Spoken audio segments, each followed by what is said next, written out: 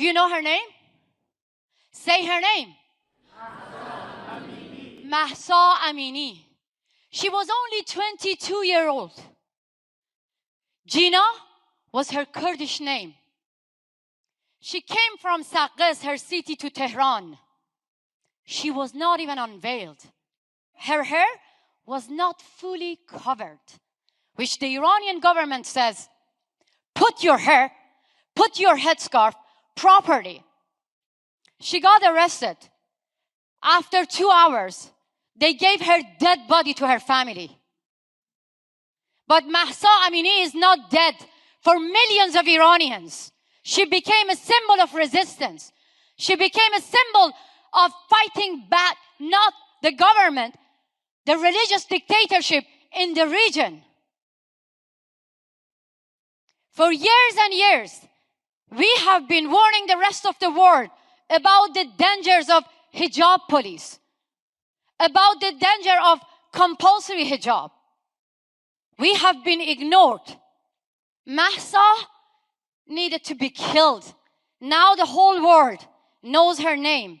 But let me tell you something.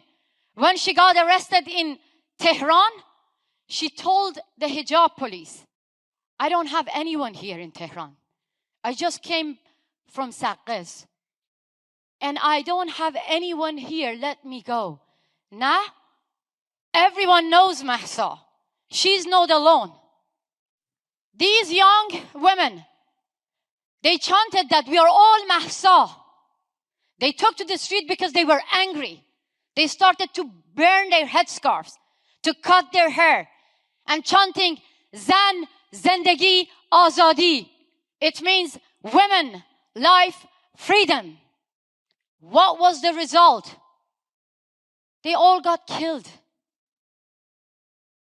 Look at their faces. They all got killed just because of peacefully chanting that we want to have freedom and dignity. We want to choose what we want to wear. These young people, girls and boys, shoulder to shoulder, they are taking to the streets, risking their lives because they want to say no to religious dictatorship. Who killed them? Just look at their faces. They don't even look like Iranian people. They're backward mullahs. But they are telling us what to wear, what kind of lifestyle to follow, and what kind of belief that we can have. The supreme leader of Iran came on TV today. He put the blame on me, on you, on everyone in the West. Why? Because for years and years, I have been telling that compulsory hijab is not just a small piece of cloth. Compulsory hijab is like the Berlin Wall. If men and women get successful to tear this wall down, then the religious dictatorship won't exist. This is going to be an end for the Islamic Republic. That scares them. That scares them. 4 years ago, I was in the same stage calling all the female politicians around the world that look at these women. They're facing guns and bullets. They're saying no to compulsory hijab.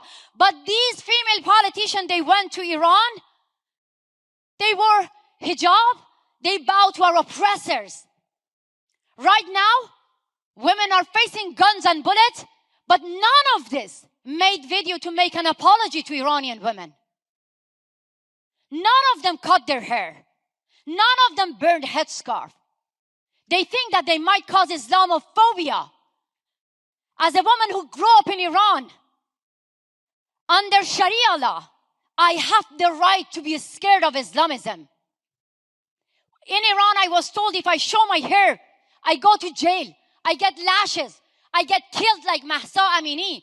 In the West, by them, I was told that if I share my stories, I will cause Islamophobia. Yes, I am scared of Islamic ideology. Women of Afghanistan, they are scared of Taliban. We are scared of Islamic Republic. And I am not here to ask you, the Western female politician, to save us. I am here to save you from your misunderstanding of our culture. I'm here to ask you, stop saving the Islamic Republic.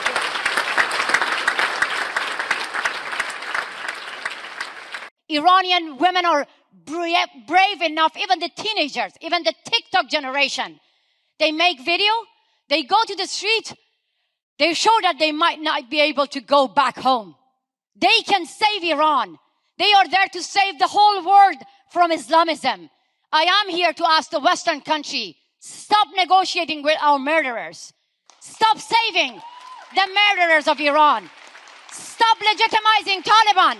Stop legitimizing the Islamic Republic. This young Kurdish girl, her mother got killed. Minu Majidi. Her crime was protesting against the brutal death of Mahsa Amini. Do you see her crying? No. She turned her pain to power. She turned her pain to anger. She's facing the killers in this picture.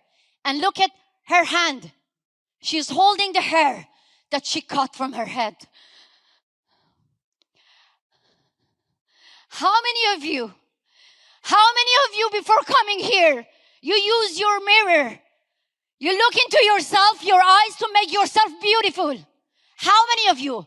Hands up. How many of you love your hair? How many of you use mirror to make yourself beautiful? For 40 years we use mirror to make ourselves the one that the government of Iran wants us to be. For 40 years we, the women of Iran and Afghanistan, use the mirror to make ourselves what Taliban and Islamic want us to be. For 40 years, all the Western female politicians, they went to my country. They obeyed Taliban and Islamic Republic. They covered their hair. They legitimized my murderer. I named them Federico Mogherini, Catherine Ashton, Ségolène Royal. Shame on you. Shame on you. I'm not only putting the blame on the Islamic Republic and Taliban killing my women in Iran and Afghanistan. All the Western female politicians who obeyed compulsory hijab law, ignored us, call us the agent of CIA, agent of Saudi Arabia, agent of MI6, agent of President Trump. They are responsible because I'm a woman from the Middle East. I'm not agent of anyone. I have agency.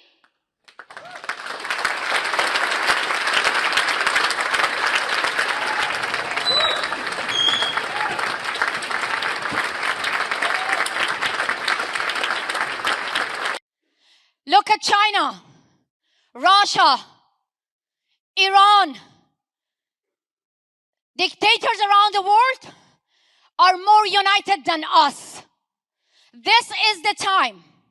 If we freedom fighters do not get united to end Islamism, to end dictatorship, believe me, dictators will get united to end us and democracy.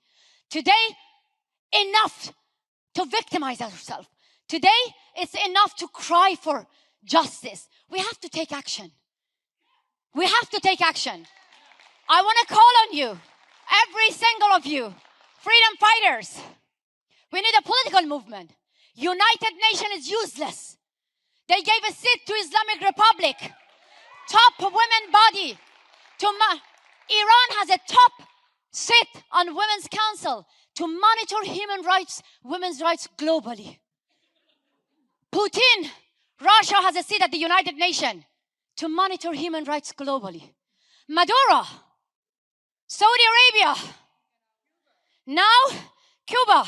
We must get united and make democratic countries to recognize our voice, to take a strong action. I'm going to call Leopoldo Lopez and everyone who wants to be united Iranians, come here on a stage and show your solidarity. Syria, China, Zimbabwe, Hong Kong, Russia, Turkey, Saudi Arabia, Syria. This is the time to get united. Our dictators are more united than us.